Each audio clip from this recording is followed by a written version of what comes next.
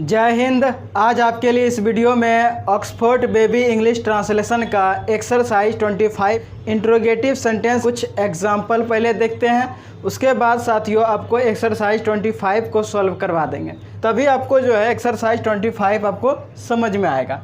तो यहाँ पर देखिए लिखे हैं कि इंट्रोगेटिव सेंटेंसेस, जिसको हिंदी में बोलते हैं प्रश्नवाचक वाक्य, और यहाँ पर जो साइन देख रहे हैं, ये चिन्ह जो देख रहे हैं, ये किसका चिन्ह है? तो इंट्रोगेटिव सेंटेंसेस का चिन्ह है। यहाँ पर देखिए हम एक नोट में लिखे हैं, जब एक व्यक्ति या वस्तु हो तब क्या के लिए इज को वाक्य यानी सेंटेंस के शुरू में रखा जाता है। 1 से लेके 6 तकले एग्जाम्पल है। ये 6वां सेंटेंस जो है आपका क्या है? इंट्रोगेटिव सेंटेंस है। तो यहाँ पर देखिए सारा सेंटेंस के आगे में क्या से शुरू हुआ है। जब आप इस तरह का सेंटेंस देखिएगा और उसके बाद क्या के बाद यह और वह मिले तो समझ जाइए कि क्या का इंग्लिश आपको इज देना है। क्या देना है बाबू? इज देना है। इसलिए यहाँ पर पहले क्या लगाएंगे? हम इज लगाएंगे। तो क्या का इंग्लिश यहाँ पर क्या लिखेंगे? इज लिखेंगे। और यह का इंग्लिश क्या लिखेंगे? दिस लिखेंगे, दिस। और मोहन का लिख देंगे इंग्लिश, तो क्या होगा? मोहन। और लास्ट में कौन सा साइन देना है? इंट्रोगेटिव साइन देना है। तो इसी तरह से इंट्रोगेटिव सेंटेंस बनाया जाता है। अब यहाँ पर थोड़ा समझिए कि यदि सब्जेक्ट दिस और डेट रहेगा, यदि वो अफर्मेटिव सेंटेंस है तो दिस और डेट के बाद इज लगता है, और यदि इंट्रोगेटिव सेंटेंस रहेगा तो दिस और डेट के पहले इज लगाना है जब क्या से शुरू रहेगा। तो इसीलिए यहाँ पर सेंटेंस इंट्रोगेटिव सेंटेंस था, पहले क्या लगाएं? इज, उसके बाद दिस, तब मोहन। तो ये क्या बन गया मेरा? Is this Mohan. तो नंबर 2 सेंटेंस देखिए लिखा है, क्या यह शहद है? तो यहाँ पर भी क्या लगाएंगे? इज लगाएंगे। और यह का इंग्लिश क्या होगा? दिस। तो इज दिस। और शहद, शहद को इंग्लिश में क्या बोलते हैं? हनी, HONEY, हनी। हनी माने क्या होता है? शहद। लेकिन एक चीज़ ध्यान में रखना है कि यदि नाउन अनकाउंटेबल नाउन रहेगा तो उसके पहले ए और एन का प्रयोग नहीं करेंगे, और यदि नाउन प्लूरल नाउन रहेगा उसके पहले भी ए और एन का प्रयोग नहीं करेंगे। तो यहाँ पर मोहन और हनी, हनी आपका अनकाउंटेबल नाउन है, जिसके कारण से यहाँ पर ए और एन का प्रयोग हमने नहीं किया। लेकिन मोहन क्या है? प्रॉपर नाउन है। प्रॉपर नाउन के पहले भी हम यहाँ पर ए एन का प्रयोग नहीं करेंगे। किसी का भी नाम रहे, चाहे गर्ल्स नेम रहे या बॉय नेम रहे, उनके पहले ए और एन का प्रयोग आपको नहीं करना है, क्योंकि वह प्रॉपर नाउन होता है।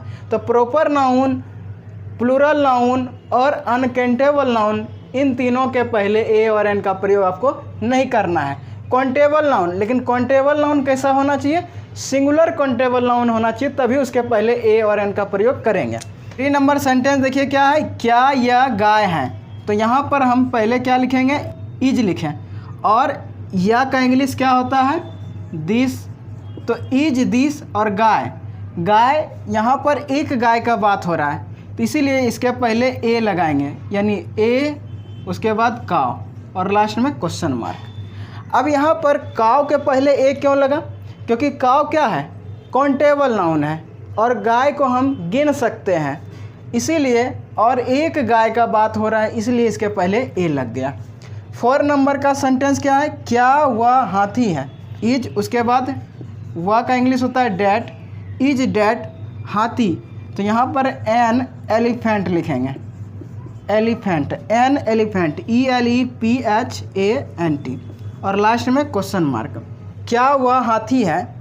Is that an elephant. 3 number का सेंटेंस में हमने बनाया इज दिस अ काव। तो काव के पहले ए लग गया, लेकिन एलिफेंट के पहले यहाँ पर एन लगा। ऐसा क्यों? जबकि दोनों क्या है? काउंटेबल नाउन है। और कैसा काउंटेबल नाउन है? तो सिंगुलर काउंटेबल नाउन है। एन कब लगता है और ए कब लगता है? सिंगुलर काउंटेबल नाउन होना चाहिए। उसके बाद जो है, जो सिंगुलर काउंटेबल नाउन को हिंदी में देखिए करके, जैसे काव। तो काव जब हम बोलते हैं तो पहला अक्षर, हिंदी का पहला अक्षर को आता है, और को क्या है? व्यंजन वर्ण है। और जब व्यंजन वर्ण मिलेगा तो यहाँ पर लगाएंगे, काव के पहले ए लग गया। और यहाँ पर एलिफेंट है, तो एलिफेंट बोलिएगा तो एलिफेंट का ए आता है, और ए क्या है? स्वर वर्ण है। और जब स्वर वर्ण आ जाएगा, इसीलिए एलिफेंट के पहले हमने यहाँ क्या लगा दिए? एन लगाए। तो इज डेट एन एलिफेंट हो गया। 5 नंबर का सेंटेंस क्या है? क्या वह लड़की है? तो यहाँ पर क्या होगा? इज हो जाएगा। उसके बाद हुआ का इंग्लिश यहाँ पर क्या हो जाएगा, डैट। तो इज डैट। और लड़की, तो लड़की यहाँ एक लड़की की बात हो रहा है, यानी सिंगुलर काउंटेबल नाउन है लड़की, इसीलिए इसके पहले ए लगेगा, तो ए गर्ल और लास्ट में क्वेश्चन मार्क। तो इज डैट अ गर्ल, तो गर्ल का उच्चारण करिए, प्रोनाउंसिएशन करिए गर्ल, गो आता है, और गो क्या है, एक व्यंजन वर्ण है, और व्यंजन वर्ण है इसीलिए गर्ल के पहले ए लग गया। 6 नंबर सेंटेंस है, क्या हुआ बल्ला है, तो यहाँ पर क्या होगा, इज, और हुआ का इंग्लिश क्या होता है, डैट। तो इज डैट अ बैट या ए बैट। बैट माने क्या होता है, बल्ला होता है। अब बैट के पहले ए क्यों लग गया, तो बैट के पहले ए इसीलिए लगा क्योंकि बैट बोलते हैं, तो बैट का पहला अक्षर क्या आता है, वो आता है, तो इसीलिए वो क्या है, एक व्यंजन वर्ण है, जिसके कारण से बैट के पहले क्या लगा दिए, ए लगा दिए। तो इज डैट अ बैट। ये सारा example Oxford baby English translation का जो बुक है उसमें बना हुआ है, लेकिन आपको समझाने के लिए इसको हमको लेके चलना पड़ा। क्यों, एक्सरसाइज जो 25 अभी बताएंगे उसमें आपको समझने में हेल्प करेगा। अब एक्सरसाइज 25 को सॉल्व करते हैं। तो नंबर 1 में लिखा है कि यह सुरेश है, तो यह का इंग्लिश क्या होता है बच्चों, तो यह का इंग्लिश होता है दिस, और दिस के साथ क्या लगता है, इज, तो दिस इज। उसके बाद सुरेश का इंग्लिश क्या हो जाएगा, सुरेश हो जाएगा। तो देखिए किसी का भी नाम रहे तो सेंटेंस के किसी भी पोजीशन पर यदि किसी का नाम लिखना है तो उसका फर्स्ट लेटर आपको कैपिटल में लिखना है, यानी बड़ी में लिखना। तो SURESH सुरेश, इस तरह से। तो फर्स्ट लेटर हमने क्या लिखे, कैपिटल लिखे, बाकी सारे लेटर क्या लिखे, स्मॉल लिखे। यदि हम यहाँ पर एस को स्मॉल कर देंगे तो ये सेंटेंस ही मेरा रॉन्ग हो जाएगा, तो ये भी ध्यान में आपको रखना है। तो दिस इज सुरेश। 2 नंबर में क्या लिखा है, क्या यह सुरेश है, तो यहाँ पर क्या करना है, इज आगे करना है, क्या का इंग्लिश इज देना है, उसके बाद या का इंग्लिश दिस, और सुरेश का इंग्लिश क्या हो जाएगा, सुरेश हो जाएगा। इज दिस सुरेश, और लास्ट में आपको क्वेश्चन मार्क देना है। नंबर 3 में है वह गीता है, तो वह का इंग्लिश क्या होता है, डैट, और डैट के साथ क्या लगाना है, इज, और गीता के इंग्लिश क्या देना है, गीता, GITA गीता, और लास्ट में फुल स्टॉप, क्योंकि ये अफर्मेटिव सेंटेंस है। अफर्मेटिव सेंटेंस जब रहेगा तो उसके लास्ट में, सेंटेंस जब खत्म हो जाता है लास्ट में फुल स्टॉप, और इंट्रोगेटिव सेंटेंस के लास्ट में जब सेंटेंस खत्म होगा तो क्वेश्चन मार्क देना है। तो 4 नंबर में क्या लिखल है, क्या वह गीता है, तो क्या का इंग्लिश यहाँ पर क्या देंगे, इज देंगे। क्या के बाद जो है या और वह है तब क्या का इंग्लिश इज देना है। तो यहाँ पर क्या का इंग्लिश हमने क्या दिया, इज, और वह का इंग्लिश क्या होता है, डैट। तो इज डैट, और गीता का इंग्लिश क्या हो जाएगा, गीता। तो इज डैट गीता, और लास्ट में क्वेश्चन मार्क देना है। 5 नंबर में है यह चांदी है, तो यह का इंग्लिश आपको लिखना है दिस, और दिस के साथ लगाते हैं इज, तो दिस इज, और चांदी को इंग्लिश में बोलते हैं सिल्वर, SILVER सिल्वर, और लास्ट में क्या देंगे, फुल स्टॉप। अब यहाँ पर देखिए सिल्वर के पहले हम ए नहीं लगाएंगे, ना एल लगाएंगे, और ना सुरेश के पहले ना गीता के पहले AN नहीं लगाएंगे। क्यों, क्योंकि सुरेश और गीता क्या हो गया, प्रॉपर नाउन हो गया, और प्रॉपर नाउन के पहले ए और एन का प्रयोग नहीं होता है, और सिल्वर के पहले AN का प्रयोग इसलिए नहीं करेंगे क्योंकि सिल्वर क्या है, अनकाउंटेबल नाउन है। 6 नंबर में है क्या यह चांदी है, तो क्या करना है, इज, पहले इज लिखना है, क्या का इंग्लिश इज देना है, उसके बाद यह का इंग्लिश आपको दिस देना है। तो इज दिस, और चांदी का क्या देना इंग्लिश, सिल्वर देना है, और लास्ट में इसमें क्वेश्चन मार्क।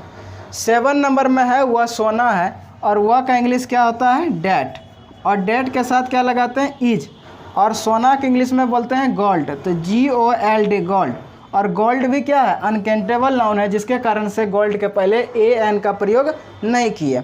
8 नंबर में है क्या वह सोना है, तो पहले क्या लगाना है, इज, उसके बाद वह का इंग्लिश देना है डैट गोल्ड, और उसके बाद सेंटेंस खत्म होने के लास्ट में हमको क्वेश्चन मार्क लगा देना है। तो इज डैट गोल्ड। 9 नंबर में है यह गाय है, तो यह का इंग्लिश क्या होता है, दिस, और दिस के बाद लगाना है इज, क्योंकि दिस के साथ इज ही लगता है, और गाय का इंग्लिश ए काव लिखेंगे। क्यों ए काव लिखें, क्योंकि काव क्या है, एक सिंगुलर काउंटेबल नाउन है, और जब सिंगुलर काउंटेबल नाउन रहे तो उसके प्रोनाउंसिएशन करिए और प्रोनाउंसिएशन करने पर उसका अक्षर जो है यदि व्यंजन वर्ण आता है तो उसके पहले ए लगा दीजिए, और यदि स्वर वर्ण आता है तो उसके पहले एन लगा दीजिए। तो हमने ए लगा दिए, क्यों? क्योंकि काव का प्रोनाउंसिएशन करने पर को आता है, और को क्या है? एक व्यंजन वर्ण है, जिसके कारण से काव के पहले ए लग गया। 10 नंबर में क्या यह गाय है? तो पहले क्या लगेंगे? ईज। क्या का इंग्लिश यहाँ पर क्या दे देंगे? ईज। और या का इंग्लिश क्या देंगे? दिस। और उसके बाद आ काव, और लास्ट में आपको क्या लगाना है? Question mark. 11 नंबर सेंटेंस क्या है? वह कुत्ता है। तो वह का इंग्लिश क्या देंगे? डैट। और डैट के बाद क्या लगाना है? ईज। तो that is a dog. Dog के पहले ए लगाएंगे। क्यों डॉग के पहले ए लगा? डॉग के पहले इसलिए लगाएं क्योंकि डॉग क्या है? डॉग जो है सिंगुलर काउंटेबल नाउन है, और जब डॉग का प्रोनाउंसिएशन करते हैं तो डो आता है, और डो क्या है? एक व्यंजन वर्ण है, जिसके कारण से डॉग के पहले भी क्या लगाएं? ए लगाएं। 12 नंबर का सेंटेंस क्या है? क्या वह कुत्ता है। तो क्या लगाएंगे? ईज लिखेंगे पहले। क्या का इंग्लिश क्या देना है? ईज। उसके बाद वह का इंग्लिश क्या देना है? डैट। तो is that a dog.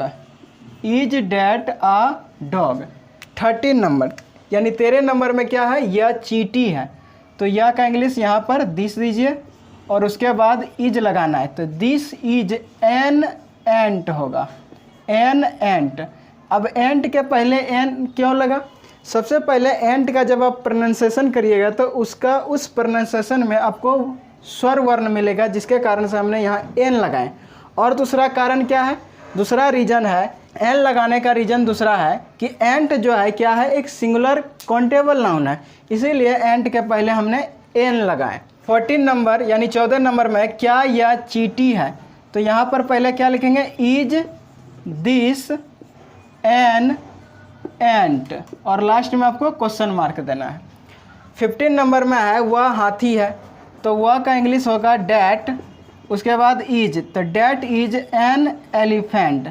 That is an elephant. Elephant. और लास्ट में आपको क्या देना है? Full stop. एलिफेंट के पहले एन क्यों लगा? जो रीजन एंट के पहले यहाँ पर एन दिख रहा है, उसी तरह यहाँ पर भी वही रीजन है। 16 नंबर में है क्या वह हाथी है? तो यहाँ पर क्या होगा? Is that an elephant. Elephant. और लास्ट में क्वेश्चन मार्क। 17 नंबर में है वह नारंगी है। तो वह का इंग्लिश होता है डैट। उसके बाद is. That is an orange. देखिए जितने भी सिंगुलर काउंटेबल नाउन है और उसका प्रोनाउंसिएशन यदि व्यंजन वर्ण आने पर उसके पहले ए लगाते हैं, और जब स्वर वर्ण आता है उसके पहले एन लगाते हैं। तो 18 नंबर में 18 नंबर में है क्या वह नारंगी है। तो यहाँ पर क्या का इंग्लिश देना है? इज। और वह का इंग्लिश क्या देना है? डैट। तो इज डैट एन ऑरेंज। क्या हो जाएगा? N orange. और लास्ट में क्वेश्चन मार्क। 19 नंबर यानी 19 नंबर में है यह कलम नई है। तो यह का इंग्लिश होता है दिस, और कलम का इंग्लिश क्या हो जाएगा यहाँ पर? पेन। तो this pen is new. This pen is new. 20 number में है क्या यह कलम नहीं है। तो क्या का इंग्लिश यहाँ पर क्या होगा? इज। और यह का इंग्लिश दिस, और कलम का इंग्लिश क्या होगा साथियों? तो पेन हो जाएगा। तो is this pen. Is this pen new. और लास्ट में क्वेश्चन मार्क। अब देखिए 19 और 20 सेंटेंस में कुछ लॉजिकल आपको दिख रहा है। अभी तक ले 1 से लेके 18 तक ले जितने भी सेंटेंस है थोड़ा सेम मिल रहा था। 19 और 20 सेंटेंस जो है थोड़ा इन सभी से हट कर है। अब यहाँ पर देखिए 19 सेंटेंस को थोड़ा समझिए। कह रहा है कि यह कलम नहीं है। तो यह का इंग्लिश हमने दिस दे दिया, लेकिन यह कलम नहीं है। जब इस सेंटेंस को पढ़ते हैं तो देखिए यह कलम दोनों एक साथ बोलते हैं, एक साथ लगता है कि बोल रहे हैं, जिसके कारण से दिस पेन इंग्लिश इसका देते हैं। उसके बाद इज देते हैं, फिर नई का इंग्लिश न्यू देते हैं। और इसमें भी क्या करते हैं? इज आगे करते हैं, फिर उसके बाद यह कलम का इंग्लिश दिस पेन, उसके बाद नई का इंग्लिश न्यू देते हैं। तो इस तरह से एक्सरसाइज 25 बन गया साथियों। तो इस वीडियो को देखने के लिए धन्यवाद।